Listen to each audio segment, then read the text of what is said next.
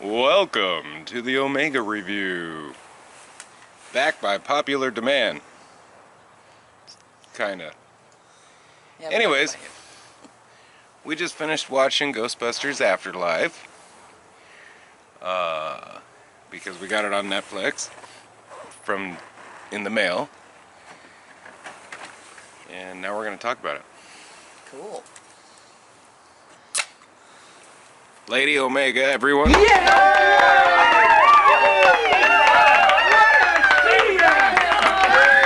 Thank you. So, where to start with the years and years of delays? The film finally came out. It is too funny. When I first heard they were doing this film, I saw one of the trailers. And in the trailer, which I don't remember seeing it in the movie, which was odd, but in one of the trailers it showed somebody looking up a ghost trap or something on YouTube. And I went, oh, well, I'll make a show on the Ghostbuster equipment and different things from there. And and I lined it up so I could do one a week until the movie came out. And then because it was supposed to be out like 2019 in the summer, I believe. And man, I put a rush order. I spent whole weekends and I put a lot of time into that. And then it got delayed, you know, with the COVID and everything. And delayed and delayed and delayed. So, you know, which was kind of bad timing, I guess. And after the movie came out, quite a few of those videos got a lot of views. Gozer, the Gozerian, and Clortho got a couple views. Ghostbusters equipment didn't do too bad. So anybody out there who's getting into YouTube, a lot of times you might have an idea for a video, but it won't do anything for a year or two. It's crazy. And the ones you think that'll do good don't. The ones you think that won't do good will. It's weird. Just give it time. And the following review does contain spoilers. Yes, spoilers. All the kids die at the end. It's really sad. I don't know why they went that way, but, you know. I didn't realize the director and co-writer of Afterlife is the son of the original writer and director of Ghostbusters.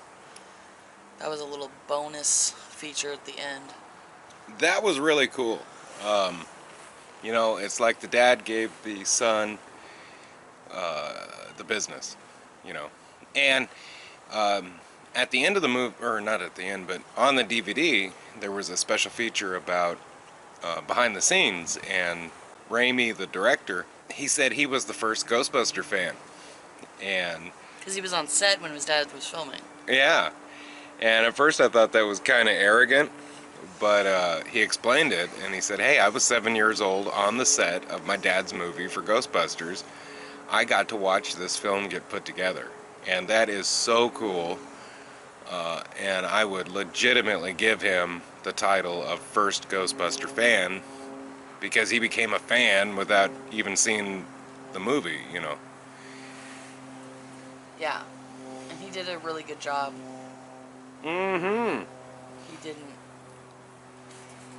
you know, he brought old characters back. He expanded the universe for a new generation of Ghostbuster fans.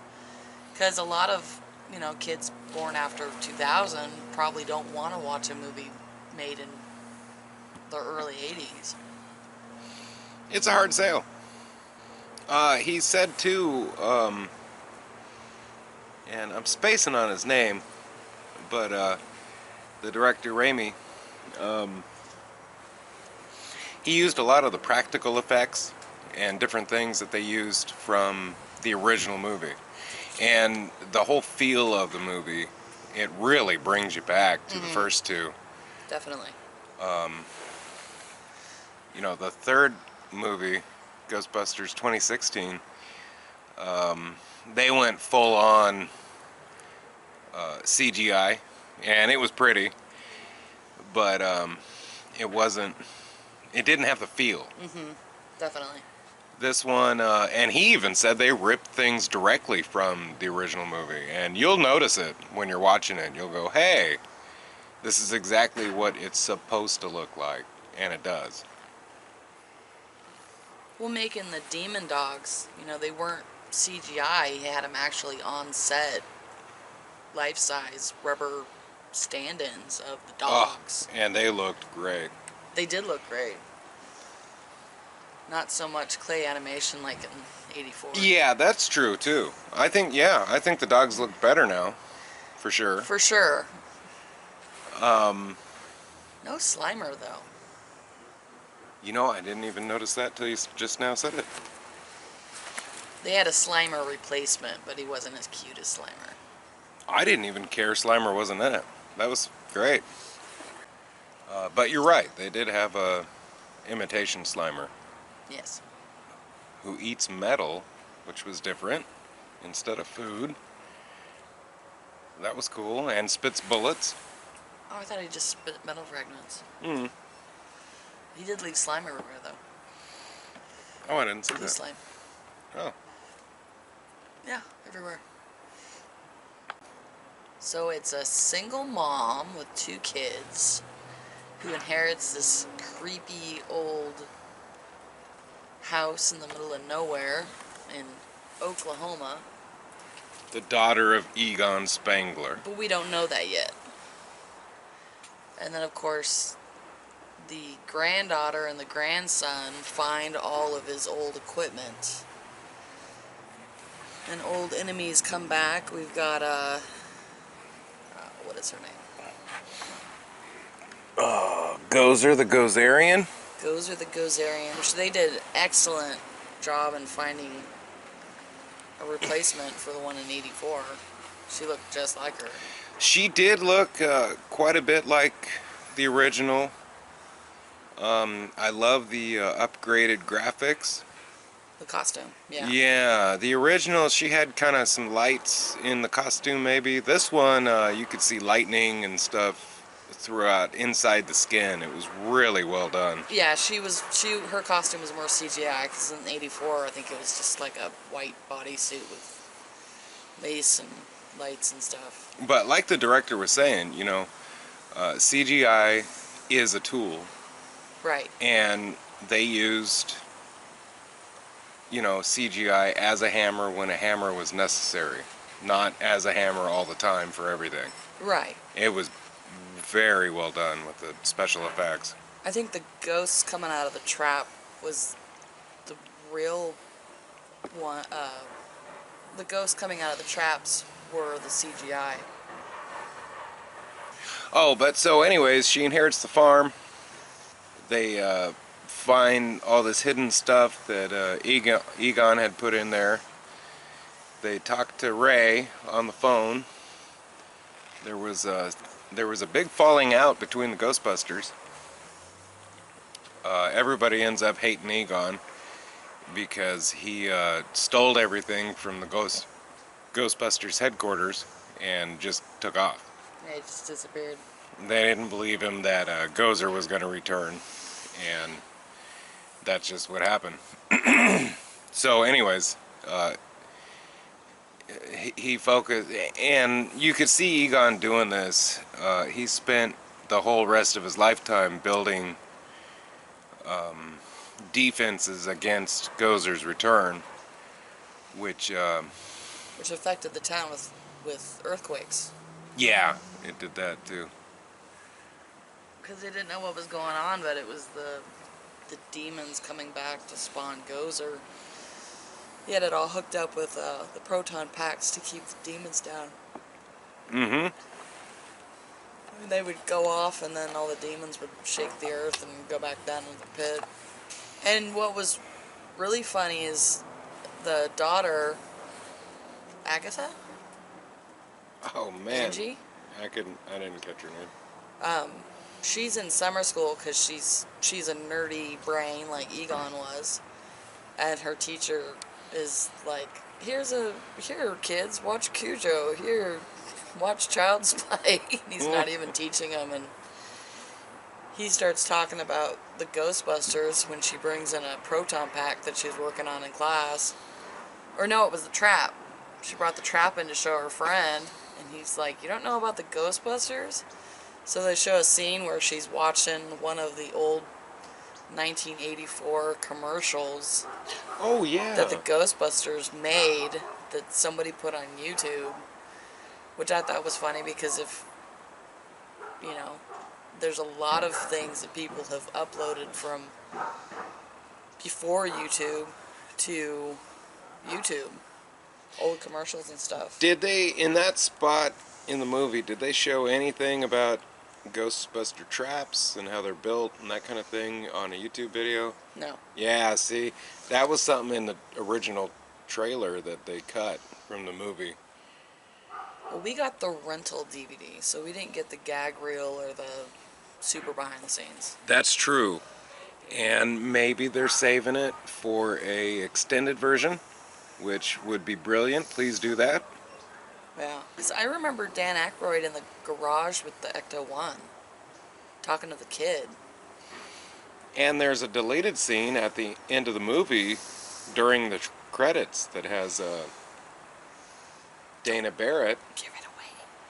No, Sigourney Weaver's in the movie, but it's not until the credits. They must have cut that because it didn't fit anywhere in the movie. I just think it was an homage to bring her back. I think it shows that, you know, in the movie, her and Bill Murray got together. And it shows that they actually ended up getting married. And he's still working with the paranormal. And they're together, and she's electrocuting the hell out of him. It was super funny. It was a great scene. But it kind of shows the direction of the movie, too. An original song, original Ghostbuster song at the end. That was nice. Yeah. It was cleaned up, so it was a little smoother. But it was the original singer, original song. And the sound effects for Ecto-1 were the same. Yeah. Like,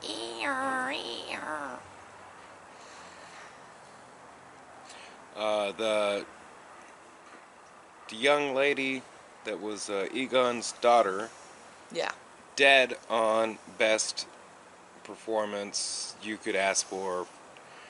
One look at her, and you know, I heard a little bit of spoilers here and there, but the first time I saw her on screen, I said, "Oh, Egon's daughter." The daughter or the granddaughter? Granddaughter. Sorry, not the daughter. Oh yeah, I hated the daughter. Whoever cast the grandson and the granddaughter did an excellent job. Well, I don't know about the grandson. Yeah, you don't like the actor. I didn't. You know. But he's from Stranger Things. He was good in the first season of Stranger Things. Yes. Yeah. First season. Definitely need a sequel. They opened it up for that. Yep. And Dana Barrett's part, by the way, was kind of an homage to Ghostbusters 2016. Because she came in at the end of the movie, in the Girl Ghostbusters movie, as some hard-ass something. And it may have been during the credits as well. I don't know if I remember that. Yeah, she was in that one, and it was just probably as long a scene as this was. So I don't know if they were homaging that or what. It is interesting because the mom never says who her mom is. So we don't know who Egon got pregnant or got married to. Yeah, so Egon did spawn a family with somebody, we don't know.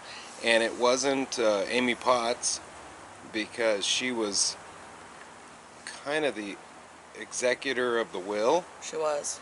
So if she had been family, the mom would have known who she was. If she was the mom's mom, well, yeah. she would have been like, "Hey, Mom, what are you doing here?" She probably would have known who her mom was. Yeah, that's... But she didn't know. Well, I don't know if she knew her or not, but...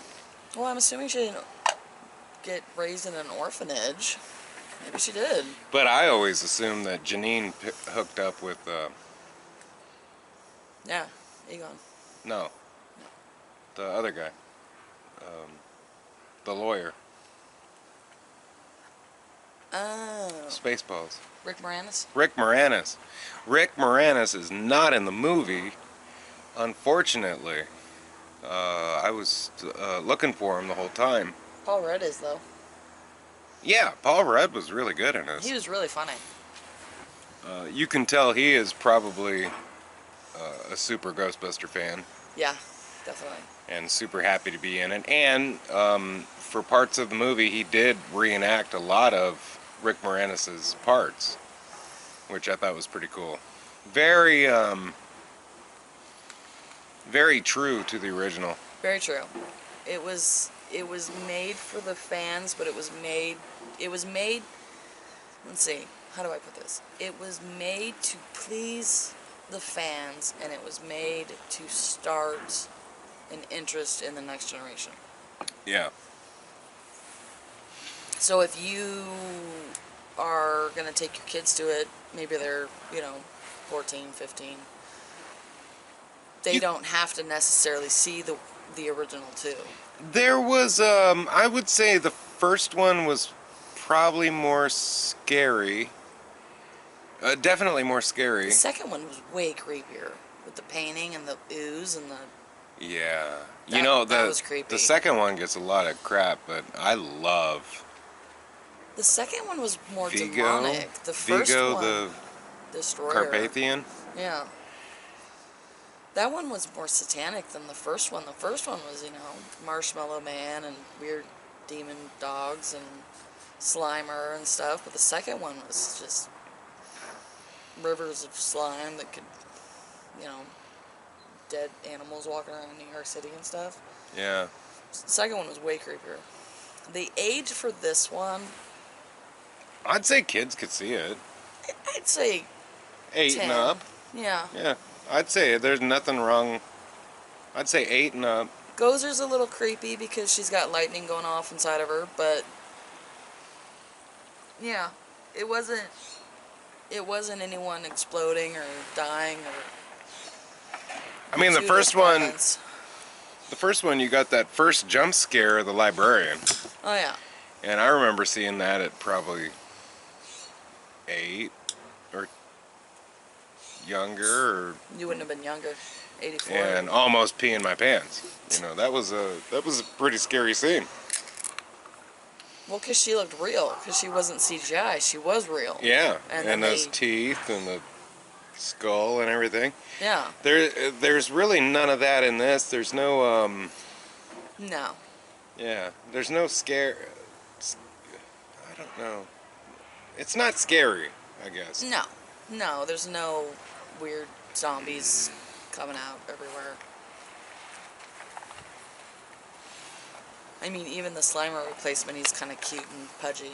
Yeah. But I forgot to go back and watch it. There is a scene where there's a dead guy in a diner. Mm-hmm. And there's something going on out in the street with some sort of weird flaming ghost, I guess, going down the street, chasing a car. And I didn't catch what it was because I was looking at the old dead miner. Yeah, I like that scene too because the lady giving him coffee, it looked to me like it was second nature, like he had always gone to that coffee shop and maybe she was still working there. And because she filled up his cup and then she looked at him like, oh crap, like he's... I think if you're a waitress and there's a guy sitting at your counter and he puts his cup out, it's second nature to fill his cup. I don't think he was an old patron. No, I got the feeling he was he was one of her regulars. And second nature, she, after 20 years of being dead or whatever, you forget. And then he shows up at the same spot on the counter. Gross. Want your regular, Bob? Okay. Now, what did you not like about the movie?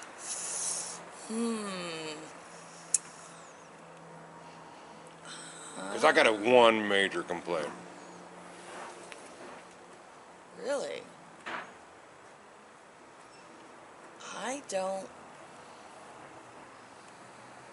didn't really like the kid they cast for the brother. No, me neither. He The Stranger Things guy. didn't really.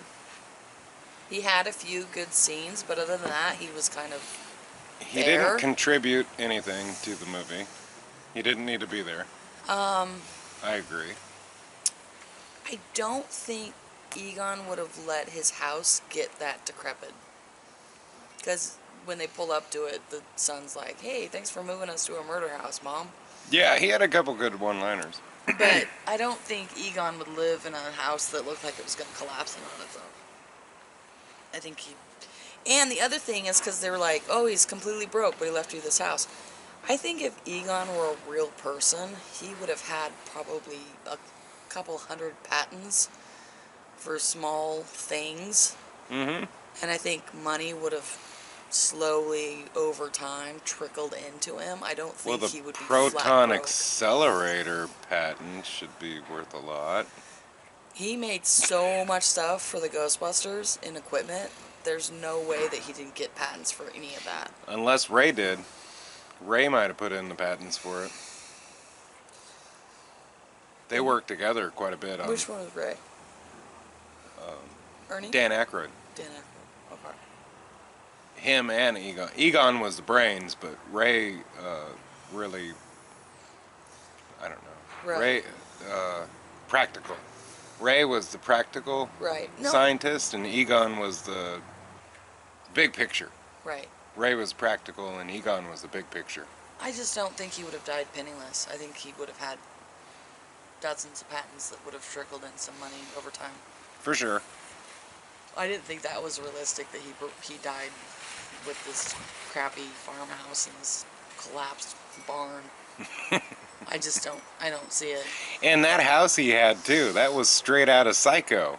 Yeah, it looked That like was a the Psycho house. house, for sure. Which they said they built. They built both of them. They had one on set and they had one out in the field.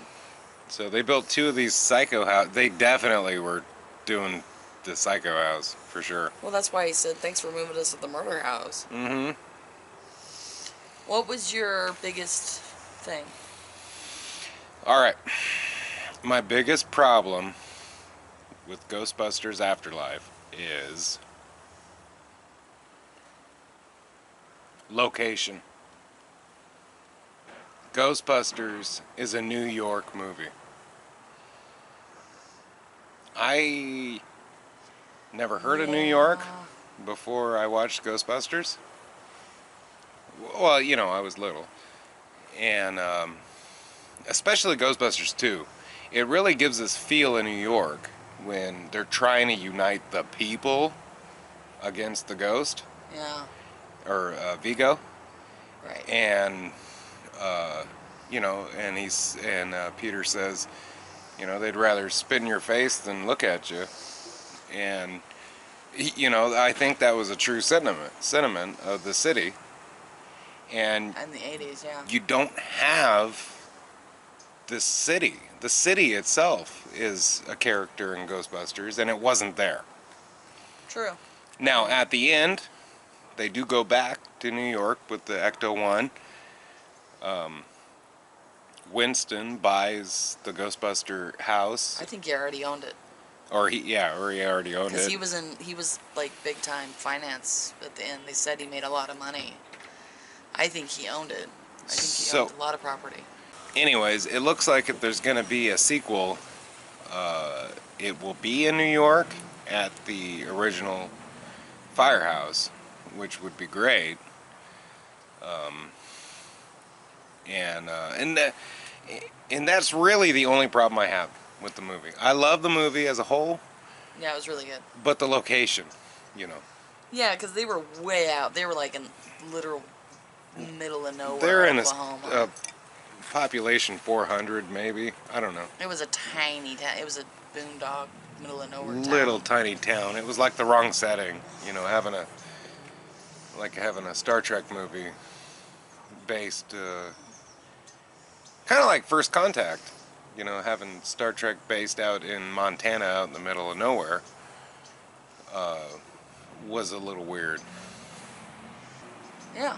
I really enjoyed it too, and I didn't think I would like it. I thought it was going to come in, it was going to poop all over the originals, And they was like, oh, it's got kids in it. Well, that's fantastic. And then it got pushed back and pushed back, and I thought maybe it had come out and we'd missed it. I didn't even realize it had been not even released yet. So that was a nice surprise. Yeah. It's interesting that you say that New York was a character in the first two movies. You know, the essence of, walking Lady Liberty down the street. But if you're... Which was a powerful scene. Right.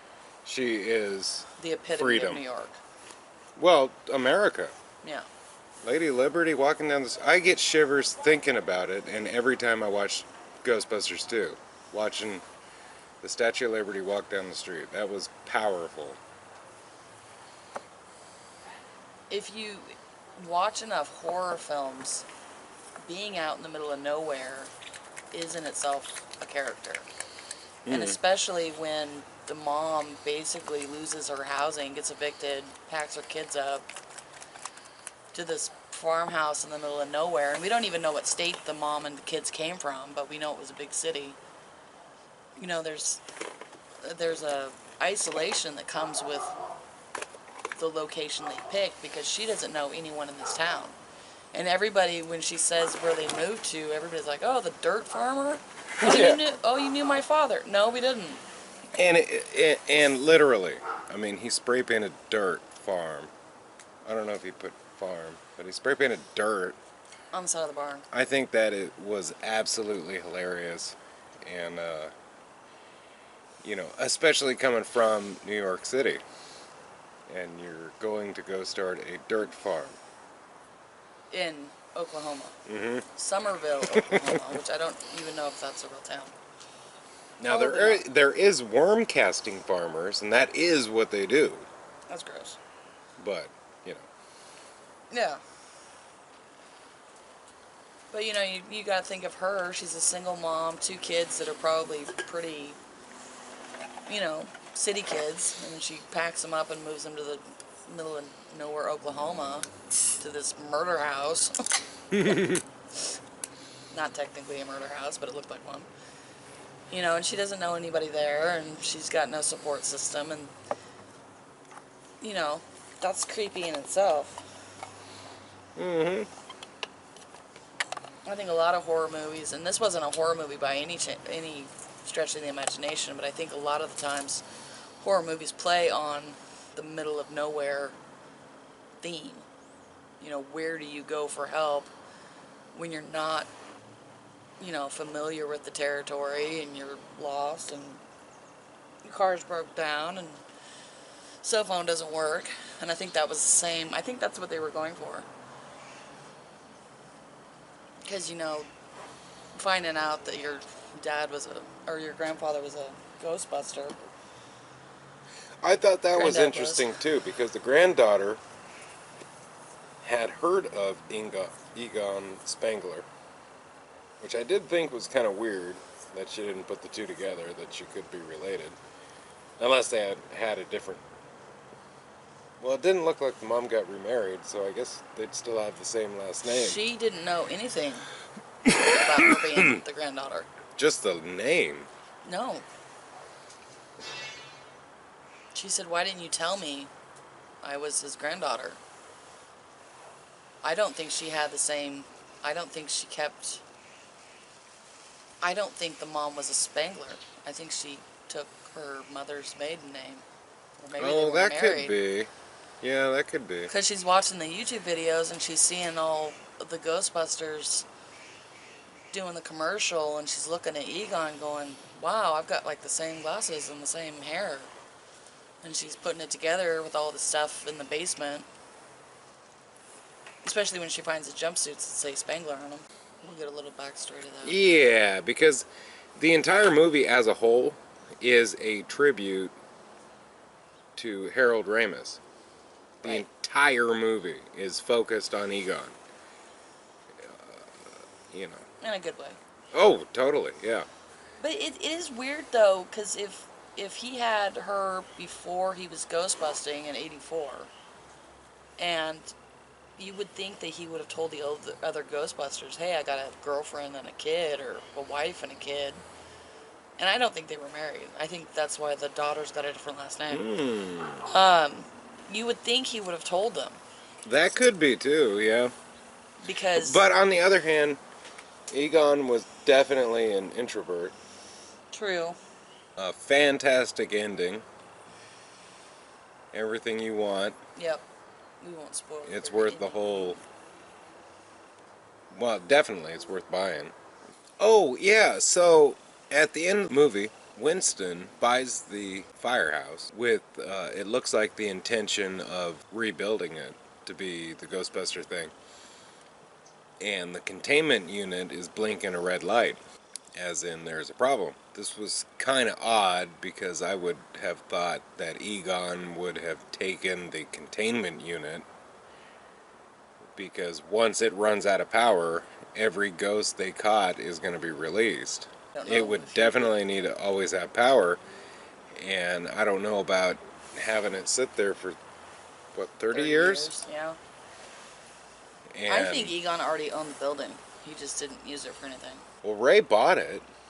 Ray put a mortgage down. Remember, he had to mortgage his house, Yeah. his parents' house, a third mortgage or something. If you guys have anything that you want us to watch or review, you can leave it in the comments.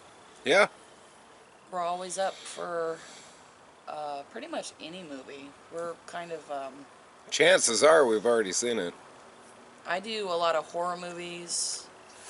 I do a lot of comedies, Husband does a lot of sci-fi and comedies. like Guardians of the Galaxy. Perfect fusion of comedy and sci-fi. Yeah. What are we reviewing next? Spider-Man's not out yet. Oh, Venom. Venom's probably going to be the next one. Yeah, Venom would be good. Venom's on DVD. I gotta put it number 1. We like the Excellent. first one of that one. We need to rewatch the first Venom. We could review them both. We should do that. I think that's probably the next one. Yeah, that sounds good. Carnage. Ghostbusters was good. It was fantastic. Check it out. Any fans of the original 2 will love it. Yep.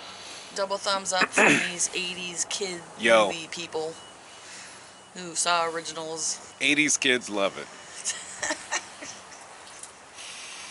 And you all have a great day. Thank you so much for listening to our review. And we'll see you next time. Bye-bye.